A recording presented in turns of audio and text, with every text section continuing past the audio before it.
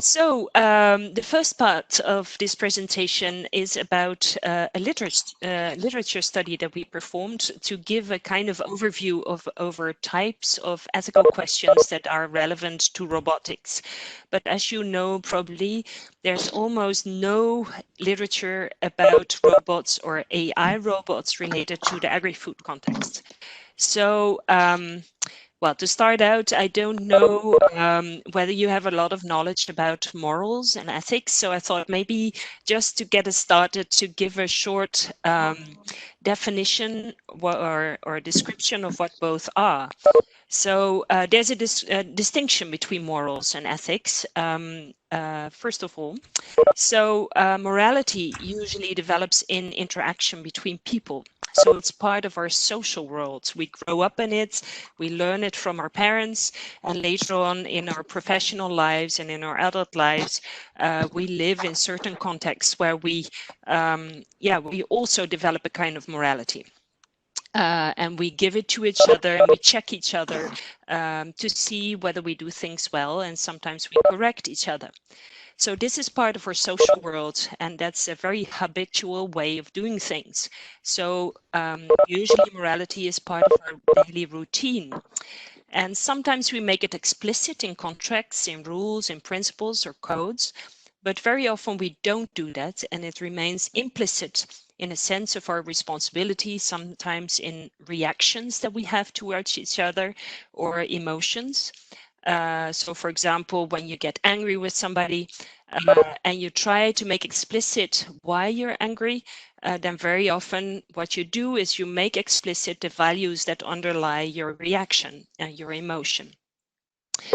Well, ethics is that only comes into play sometimes. So it's a systematic reflection on morality. And this is not always needed. It's only needed in cases of conflict between values. So if you disagree about values, or when different values tell you to do different things and you have to think about that in private, you know, am I going to choose action 1 or action 2? Because they are rivaling values that govern these two types of action. And sometimes you need ethics in new situations that come up and for which your current morality does not yet offer proper guidance. So this is sometimes the case when you have new technologies, because this might bring us in situations that we have been unfamiliar with before. So the morality that we inherited from our parents and from our backgrounds may not be prepared to deal with these new kinds of situations. So ethics is only needed sometimes, whereas morality is part of our daily lives pretty much always. I'm going to present to you what we found in our literature study. And I want to give a kind of overview over the types of ethical questions that come forwards in this literature, but also discuss a little bit what the relevance is for AI robots for the agri-food sector. So what you see in our literature study is that questions relate to 5 themes, and most of these themes relate to the 3 to the triangle that you see there. So it's about decisions of the engineer, of the robot that's being created, and the relationship with human beings and sometimes with animals, but this comes into play only rarely. And the relationship with society is quite relevant, but what remains out of scope pretty much always is the environment, so the relationship with the natural environment. So the ethical discussion is mostly focusing on the human world and the robot that is functioning inside of it. So a lot of the discussion focuses on the autonomy and the presumed moral agency of robots. And this might surprise you perhaps as robot developers, but I'll go into that in a little bit. And related to that is also the responsibility of robots and the liability for possible damage. The moral relationships between robots and other sentient beings, such as humans or sometimes animals, and the meaning and just distribution of labor, as it is expected that robots take over a lot of our jobs, or a lot of the human jobs, and some people are afraid of that. And there are, of course, questions related to data protection, privacy, and cybersecurity, which are not unique for AI robots, but these questions are shared with other types of digital technologies. To talk you through it a little bit, what might be surprising to you, that there's a lot of discussion in ethics about, oh, I don't see my own screen anymore. Do you see it? It disappeared. That is very strange. Do you see it now? No. It's really weird. No. Do you see it again? Yes. Yeah. Okay. Okay. So, and this is partly due perhaps to the way, the type of words that we use when we talk about autonomous, about the increasing independence of robots. So AI robots, we understand them to become more and more independent, but we also talk about it as if they have a type of rationality or a capacity to choose from different options for action. And those are capacities that traditionally we only ascribe to people. So by using these types of words in talking about robots, autonomy, reason, independence, capacity to choose, the image is evoked of a kind of machine that is like human beings. And a lot of the ethical literature focuses on that, thinking about what does it mean if robots become like human beings? And it also raises the question, who is then the moral agents actually?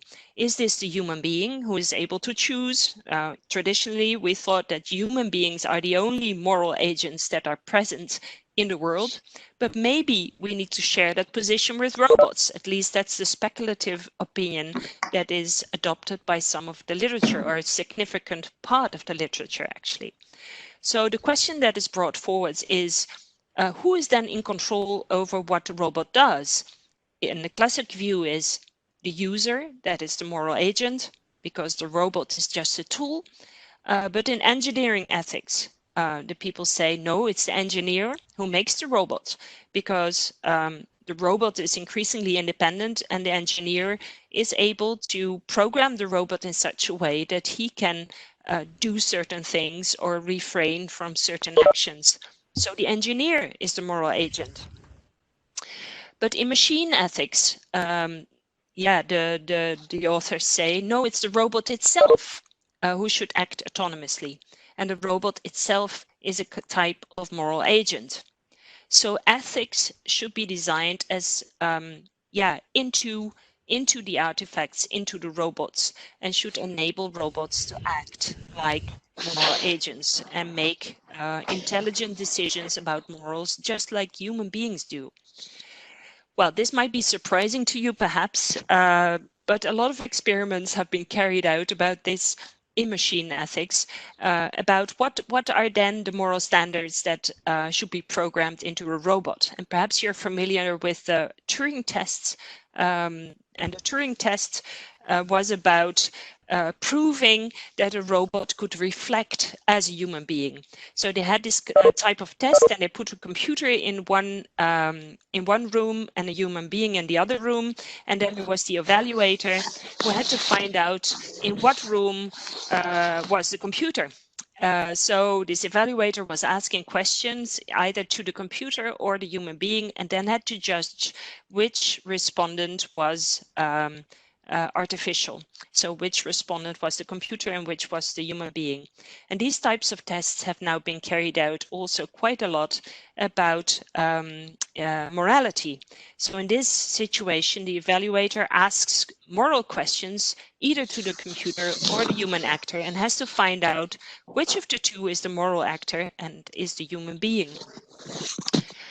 Well, of course, that raises a lot of discussion about what are the appropriate standards that the evaluator adopts, because a lot depends on what the evaluator thinks true morality is for him to be able to judge whether the computer gives the right answers or the human being gives the right answers. And it also raised a lot of discussions about, yeah, what this experiment actually tells us. So it focuses on a lacking distinction between robot and human agent, but should a robot not perform better than human agents? It was put forward as a criticism, like, well, should the computer not be better?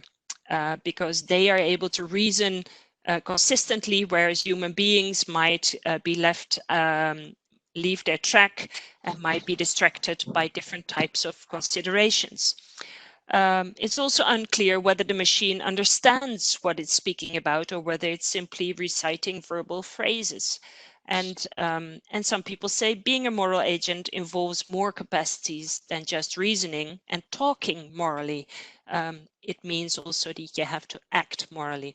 Well, so this is a type of discussions that I just wanted to show to you, that a lot of the ethics is actually speculating that robots will become like human beings, and is speculating about a situation in which robots would be able to talk and act as human moral actors. However, and you see this way of reflecting about a resemblance between robots and human beings also in other types of ethical reflections. So such as yeah, when you look at this reflection about what effects the robot will have on the job market, you see also this sense of rivalry between robots and humans. So the questions are put forward like, can robots become like superhumans? Are they better than us? So what are the impacts then on the job market? Do labor rights need protection?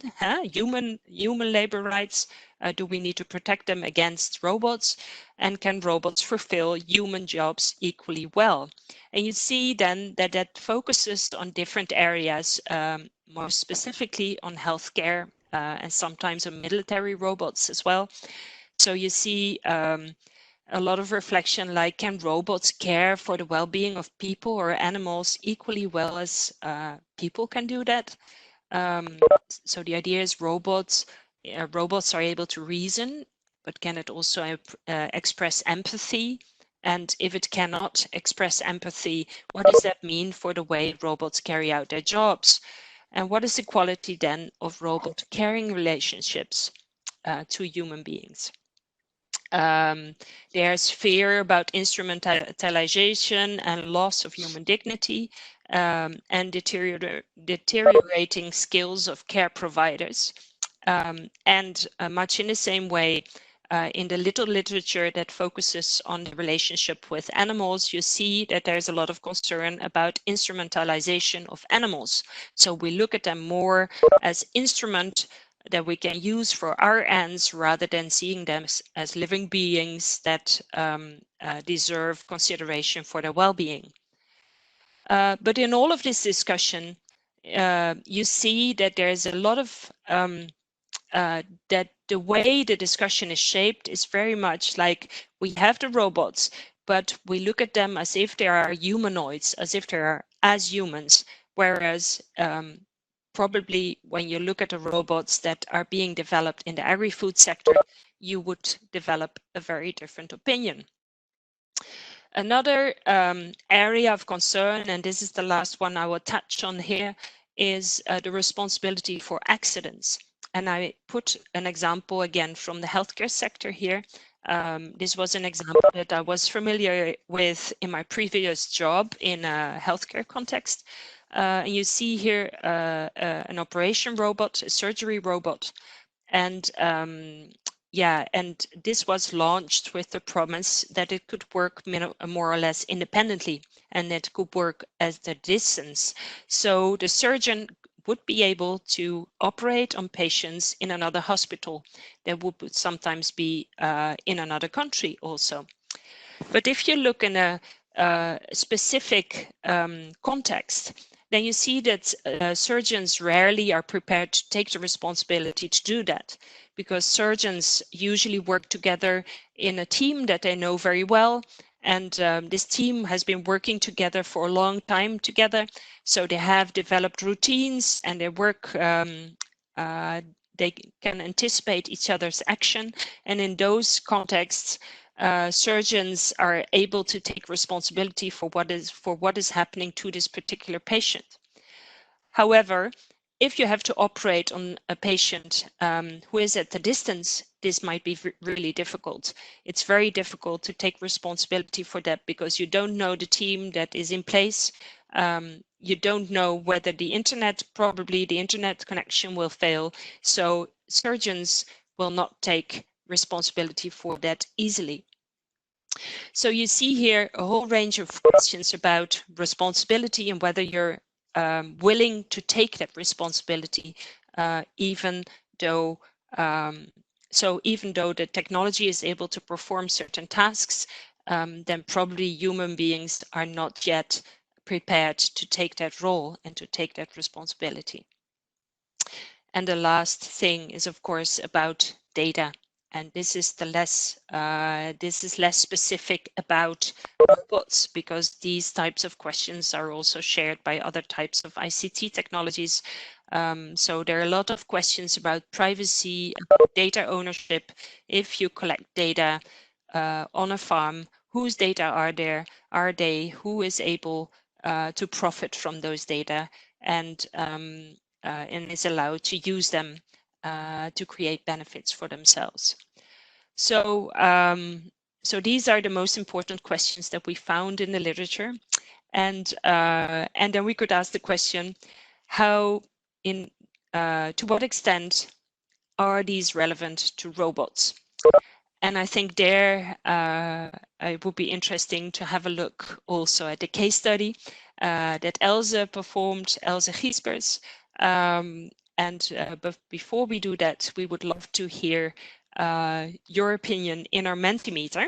So we go to Dimitra, and probably you can log in to menti.com, and then we can go to the Mentimeter. Thank you, Dimitra.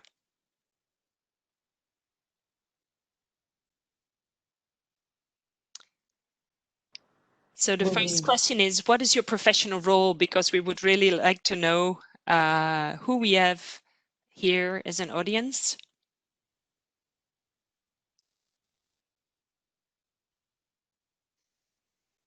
Did everybody respond yet?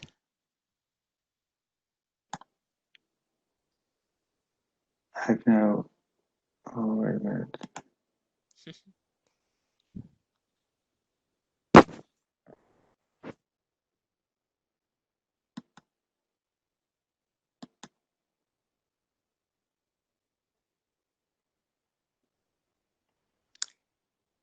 Dimitra, could you let me know how many people responded? I cannot see it. There are 45 right now, and we are still having some people voting. Yeah.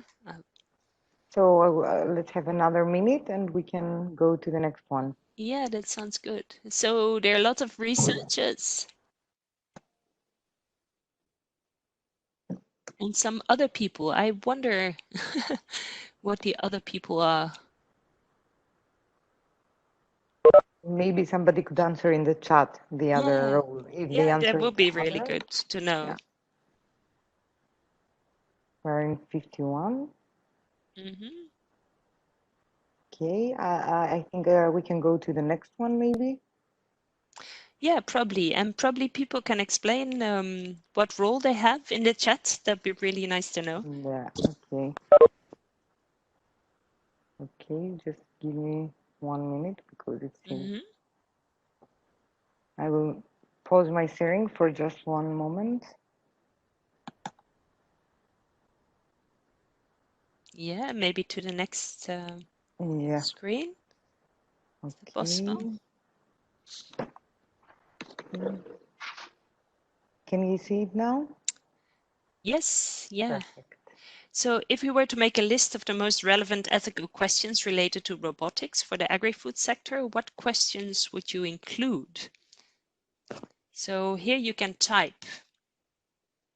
So I'd like to invite everybody to share their experiences in this respect.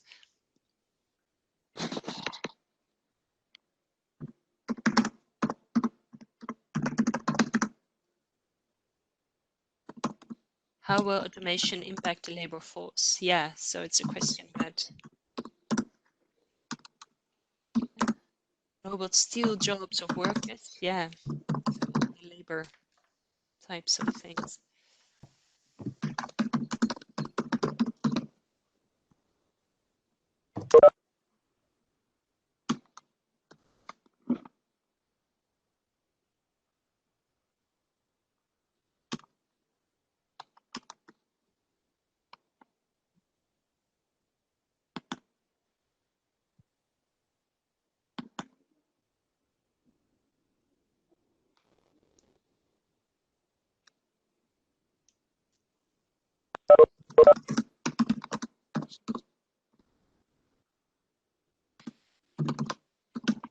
So I see that some people identified themselves as a dietitian, and a postdoc, and a civil servant working in food security.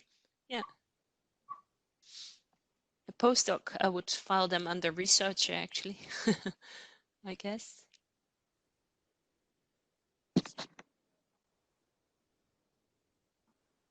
Are there more questions, or are these the only ones that you come across?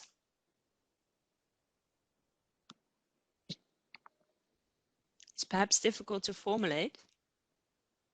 Well, perhaps there will be other questions then. Oh, I don't see mine appearing, people say.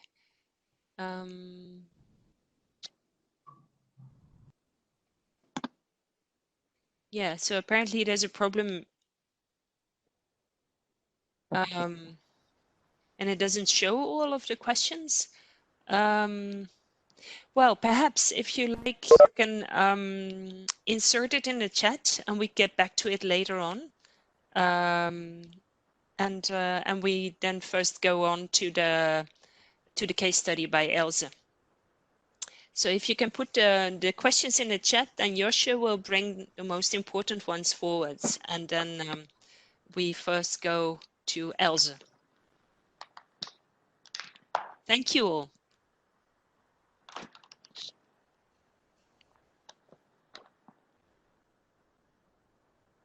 Oh, no, we do see them. Oh gosh, Okay, it's very small. sorry, Hard can to you hear read. me?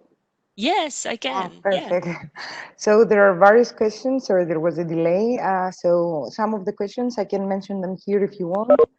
So it's how robotics will impact wealth, or what will be the impact on jobs, data safety, unemployment. Yeah. Are we sure of the quality of the robot's outputs? About the profits, who is the owner, who will gather the data? So there are many, many questions, and they are still coming. We have 43. Oh, now we have Yeah, lots of questions. Oh, yeah, that's really interesting. yeah. Well, well, perhaps we can can robots operate safely alongside workers? Yeah. Who should be involved? Oh, that's an interesting one too. Like, who should be involved in robot development? Maybe. How about developing countries who can't afford it? Yeah, so they might be excluded also from the benefits of robotics. Can robots reduce environmental footprint? Yeah, that's a very relevant one. What about security? Will consumers lose their connection with food even further? Yeah, that's probable as well. That you have a kind of alienation, right? That if robots produce your food, then probably it feels like there's even less connection. And data ownership, what's the tipping point at which we relinquish the rights to your own animal farm data? Yeah. So all very relevant questions, really great. Well, Simone, there's also one yeah. in the chat, trust and autonomy. What Yeah. if a robot out of certainty behaves in a way that is unacceptable for the user? Mm-hmm. Yeah. Oh, that's interesting. Is this uncertainty ascribed to the robot? Behaves in a way that is unacceptable for the user. Yeah, of course. Yeah, so the question then is, what should you do, or how should you change the robot so that it's no longer uncertain, or how should you make sure that the way of acting of robots becomes acceptable? Yeah. So yeah, very nice question. Well, maybe we can select a few of these questions if you keep access to them, Josje. Mm-hmm. And then select a few and come back to it in the discussion afterwards. And then first leave the floor to Elze for her case study. But it looks like it's a lot of questions that keep people come up with their work. So thank you for sharing them. Let's go to Elze.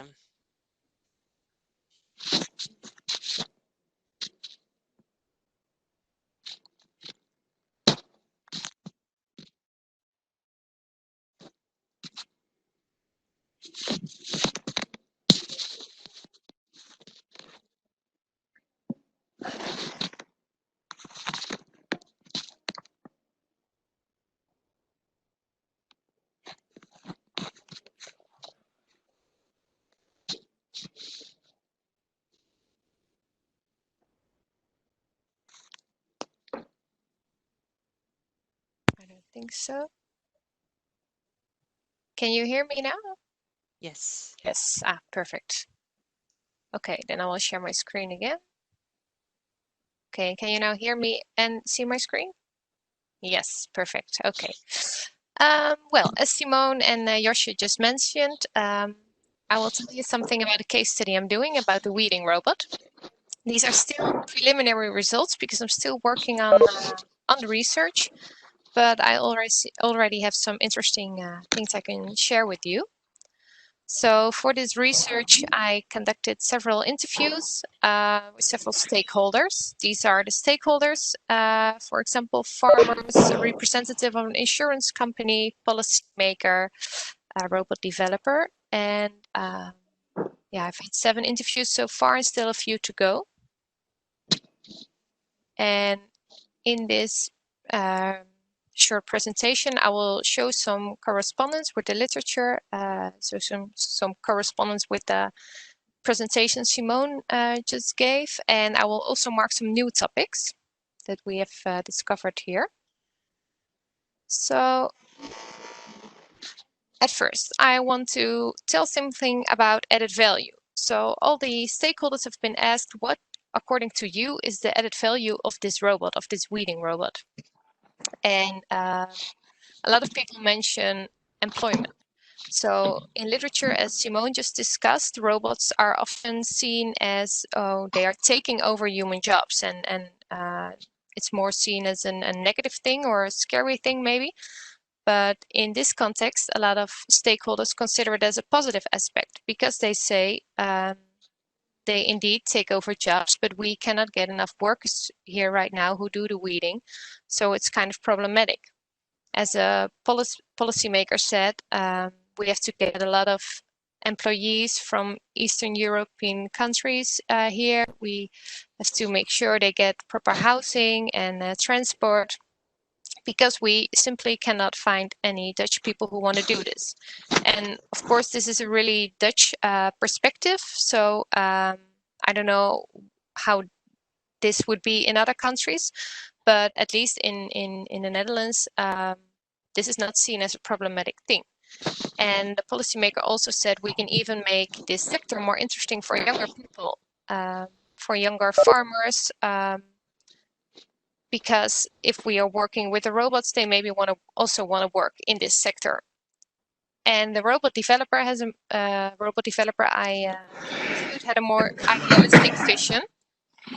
And he said, as you can see in this quote, he said, "I think that everyone has the right to live in freedom, and the employees who are doing the work now, the bad work, low wages," and then he's referring to the weeding, "we need to get rid of that, and we can solve that with robots. And if we want to make the world a better place, we can do that by letting robots do the work." So he really sees this weeding as bad work, as bad hard work that we should not let people do, actually. But this brings a question along: what about the contract workers themselves? What do the contract workers think of that? Do they think it's bad work that they're doing, or not? And how do they feel if reading robots are maybe taking over their jobs?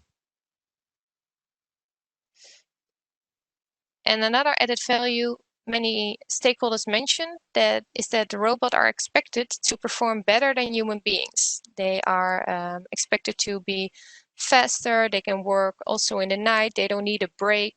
They can extend their working day way longer than 8 hours. And also they work more precise. But are these expectations realistic? And what if a robot makes mistakes?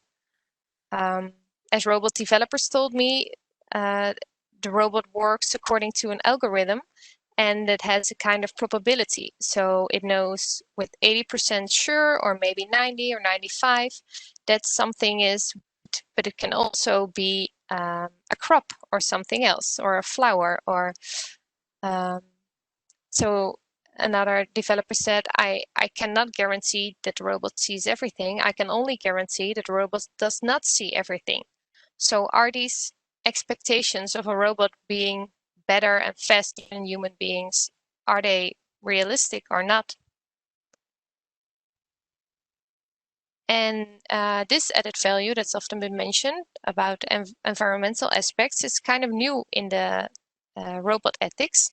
This is also interesting. I saw this in your answers in the Mentimeter about environment, and a lot of the stakeholders say, well, this weeding robot is important because if we use the reading robot, we can reduce the use of chemicals on the fields, and that's better for the environment. And the policymaker even said we can achieve sustainability goals by the use of this robot. And one farmer said the use of chemicals, as you can see in the picture below, looks way more threatening than the use of a robot. So also for a lot of people in society, for citizens or others, this robot might be, they might think it's better than the use of these chemicals. But how can this be measured? We think now, or the stakeholders think now, that the robot will be better for the environment, but is this actually true? And what data do we need to measure this, and who will receive the data?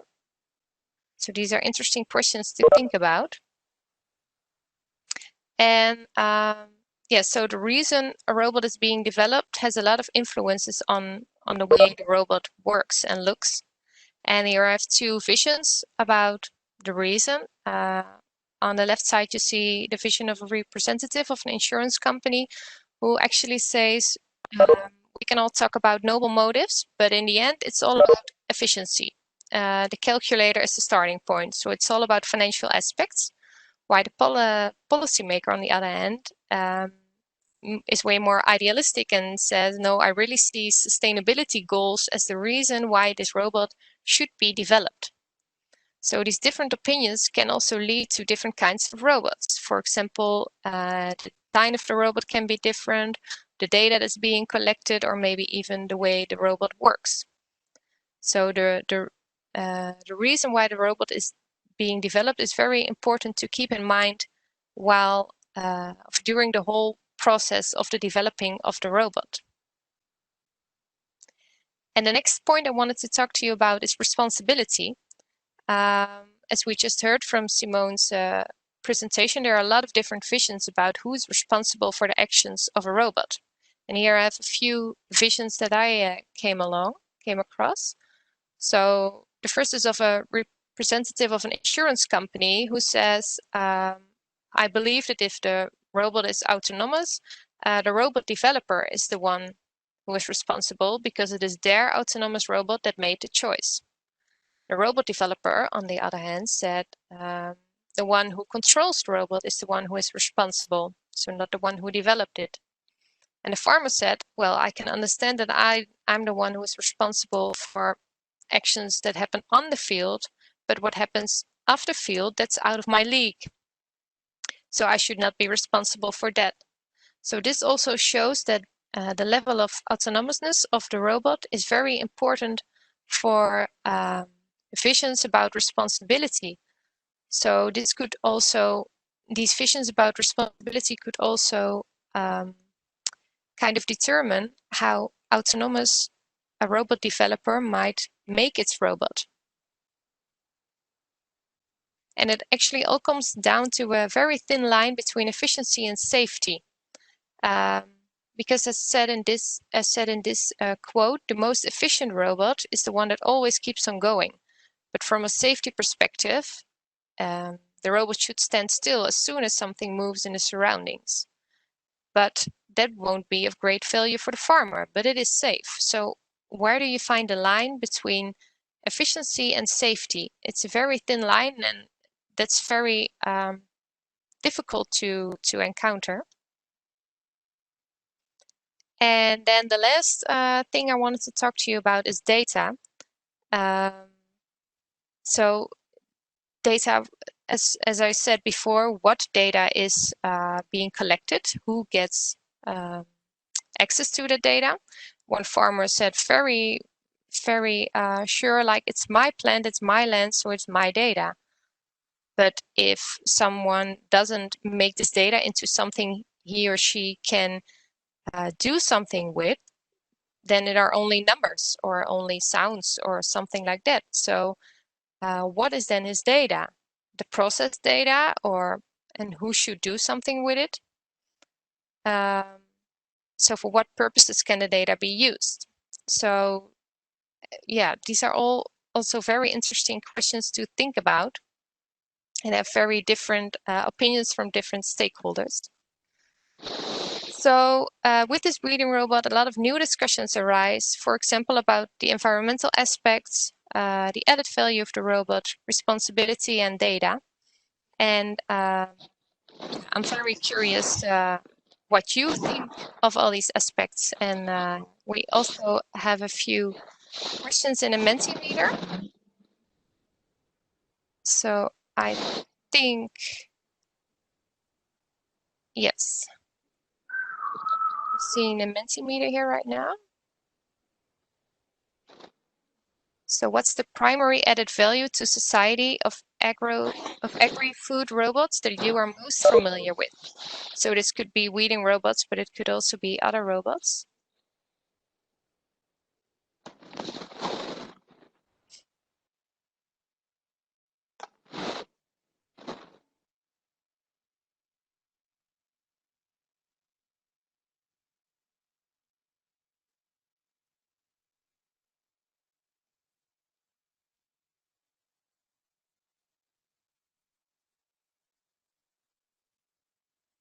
So lots of people are interested in the value for the labor market, right? Those are the first ones. We have 32 answers right now, and it seems that the production is having the lead, the food production. Yeah, that's right. But the first few are all about labor. So different aspects of labor. Mm-hmm. But the production is also, yeah, more efficient and cheaper. And the environment actually is less into focus. And that's interesting because the policymakers are usually most interested in that one. And also, if you look at EU policy, they're funding the development of robots because they think it's advancing the realization of the Green Deal. So so it's interesting that people don't really see that in this crowd.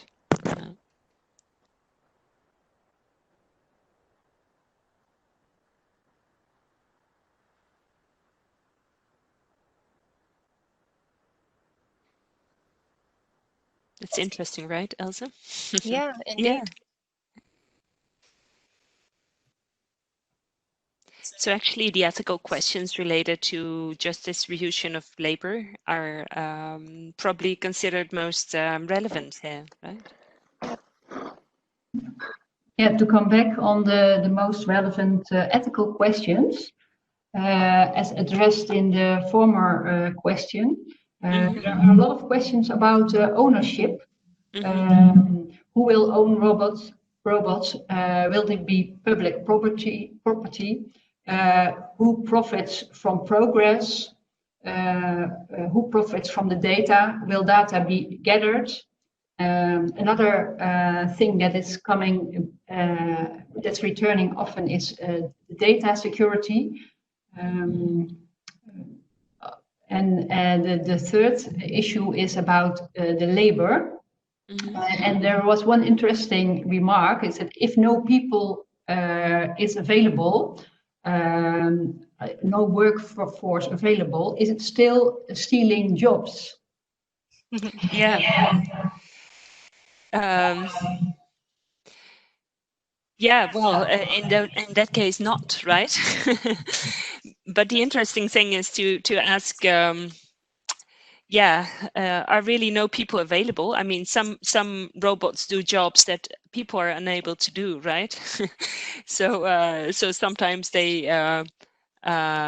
maintain tubes, for example. So these tiny robots that go through the tubes, and they maintain gas tubes, for example, or tubes for oil. So for people, that's difficult to do because they would have to dig into the ground and get the tube up and then repair it. But for the robots, that is a different thing. So that would definitely be a kind of job that would be difficult to perform for people. However, for other types of jobs, it's flexible matter because people are very mobile. They can go from one country to another. So if you cannot get people in one country, then you can probably get people from another country. That's a remark that's a remark from Alex P. He said in the chat, we have a similar situation in Canada, and the federal government has an agree with Mexico and the Caribbean countries to bring in seasonal workers.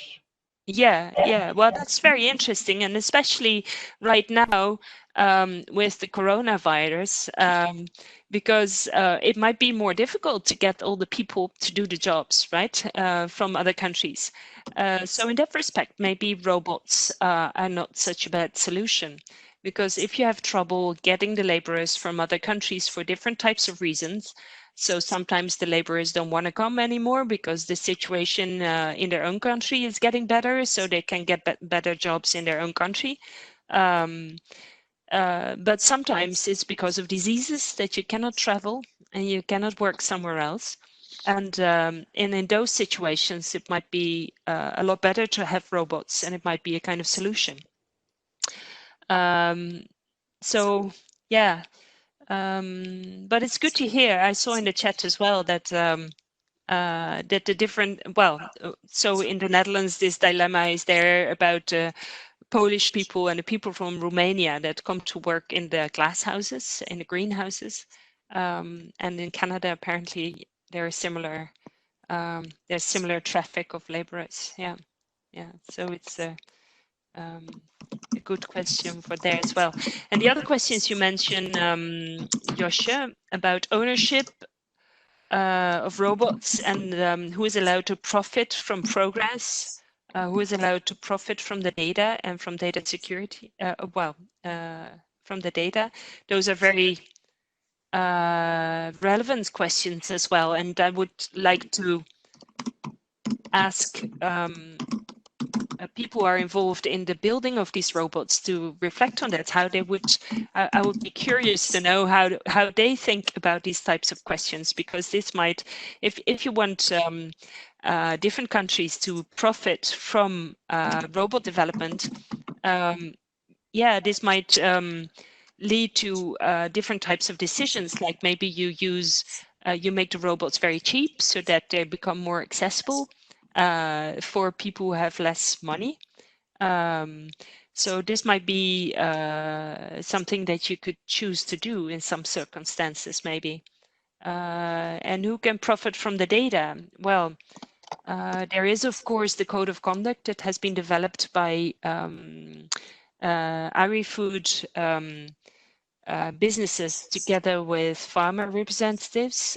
So Copa Cocheca, you can find the code of conduct on the website of Copa Cocheca, and they give a kind of guideline of how to how to make a kind an agreement between different people who share data, and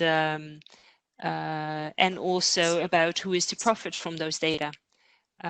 So eventually this boils down to making a kind of contract together about what you're going to use the data for what purposes, and in what ways you're going to profit from it, and how you're sharing the profit with the data originator, who is the person from whose land the data originate.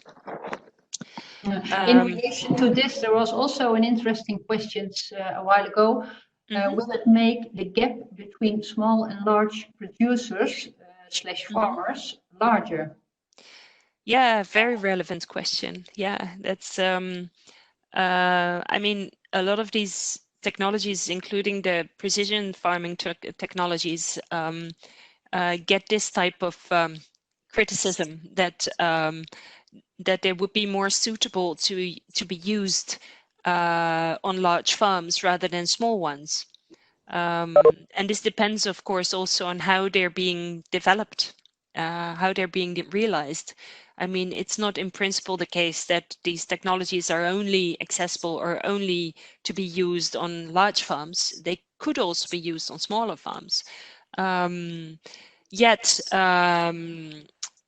in the way they are created, or whether if they are probably more expensive to be used, it becomes more accessible for the larger farmers who have funding to buy them and use them, and rather than the smaller farms. Yeah.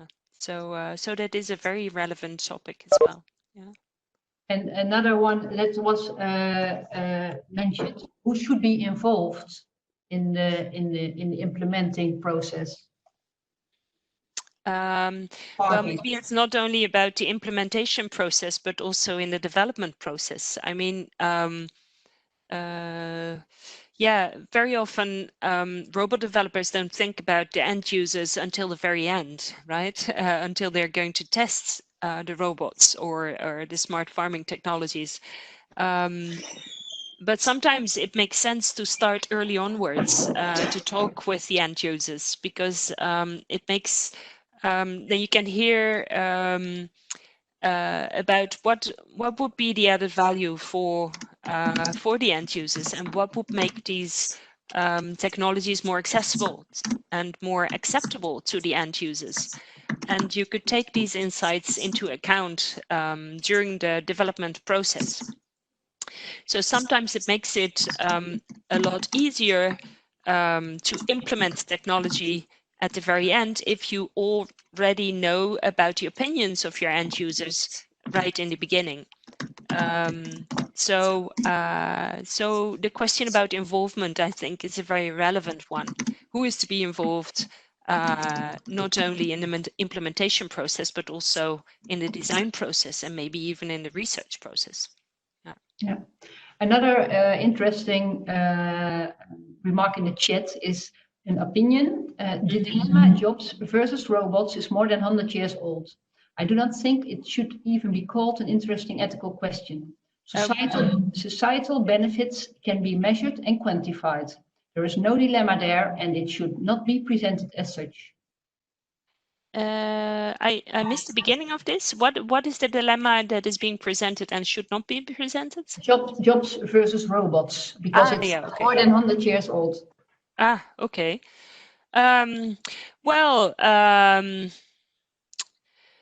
It's probably a dilemma because people are struggling with it. So if it's brought forward so often in societal discussions, and it proves to be an obstacle to the acceptance of these robots, then I tend to take that seriously as a dilemma. So even if research has pointed out that probably it doesn't take, robots don't take over jobs, simply the fact that people are afraid that they will makes it an important problem.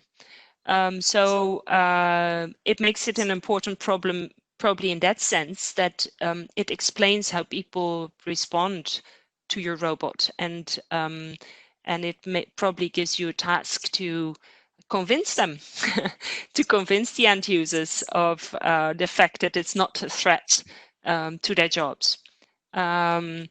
Yeah, but I'm also not completely convinced there either. I think for different areas of robotics, the question about the job market might be very different.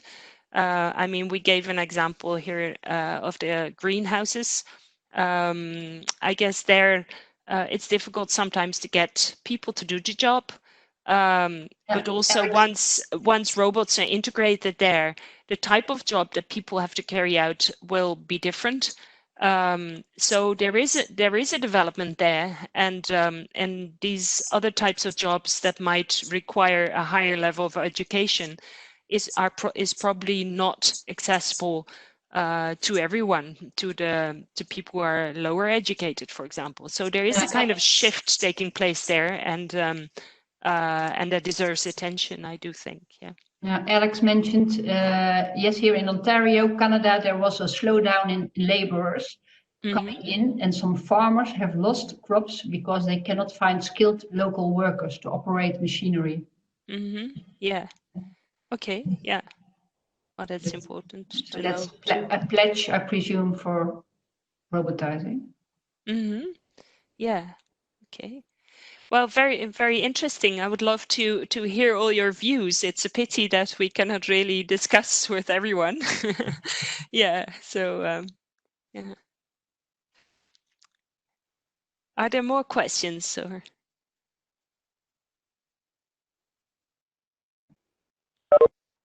In Asia, there is also, in Asia, worldwide, we see monotonous, repetitive work in agri-food is done by migrant workers, and sourced further and further from production sites. The workforce is also aging. We see this in Asia, Europe, Oceania, and America.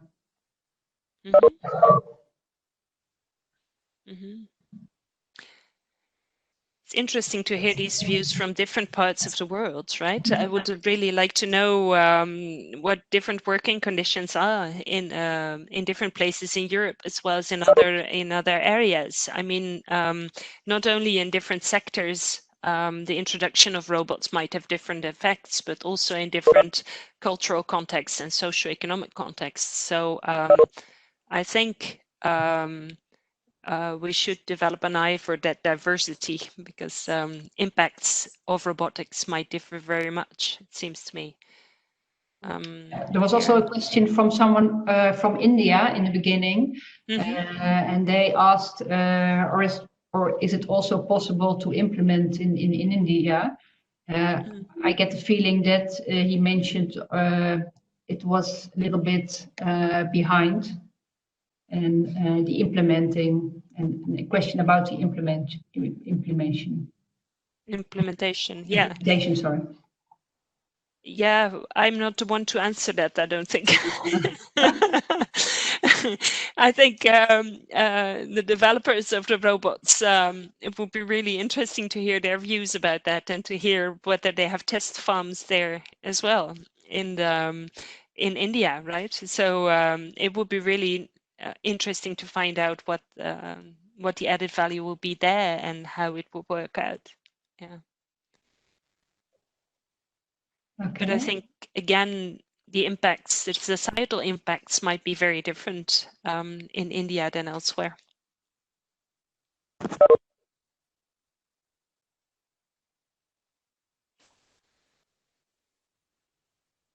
I see. I'm looking at the chat as well. Yeah. Me too. It's very interesting. Yeah. There's a whole parallel conversation taking place. So it would be lovely to hear everybody. Yeah, maybe you have things to say too, Elsa. Yeah. We will make a little report afterwards, and we will make sure everyone receives the link. Yeah, that would be lovely. Yeah, that would be wonderful. It's in any case, it's an honor that so many people joined, and yeah, it's really. I would really like to hear your experiences and see how this relates to your daily work and the type of dilemmas you come across or the type of questions you come across. They'll be really interesting to hear. So if anybody wants to contact us and share their views or share their questions, they will be most welcome. So yes. Simona, should we do the last two questions from Mentimeter maybe very quickly? Sure. Yeah, we had a few dilemmas actually, but that was to get the conversation going, and now there are so many people who said things. Yeah. Okay. Yeah. Can you see the... Oh yeah, so you already asked this one. Okay. A weeding robot promises to significantly reduce the use of pesticides on the field. Would you give access to the data to policymakers? So the background of this was that policymakers really want to know the impact that these robots have on the environment. But they can only monitor this. They can only monitor the impact on the environment if they have access to the data. So this is why we asked this question. So would you give access to those data to policymakers? And this is a sensitive question, right? So, because some of the farmers wouldn't be so eager to share their data with policymakers. No. I mean, we have 33 answers, and it seems that... Yeah, so most people would say yes, yeah, and it does make sense in a way, right? Because it gives support to policymakers to make their policy and to be able to understand what effect the robots have on the environment and maybe change things and use that information for their policy. But some people say no, and I'd love to hear why not. I think also a lot of people say yes, but as we saw, a lot of people here are researchers. So it might also has something to do with the large yes here. Yes, yeah, definitely. So we have a bias there. Yeah. Yeah. So people say instead of data, I would prefer to share information. Yeah, I agree. Yeah, I can imagine.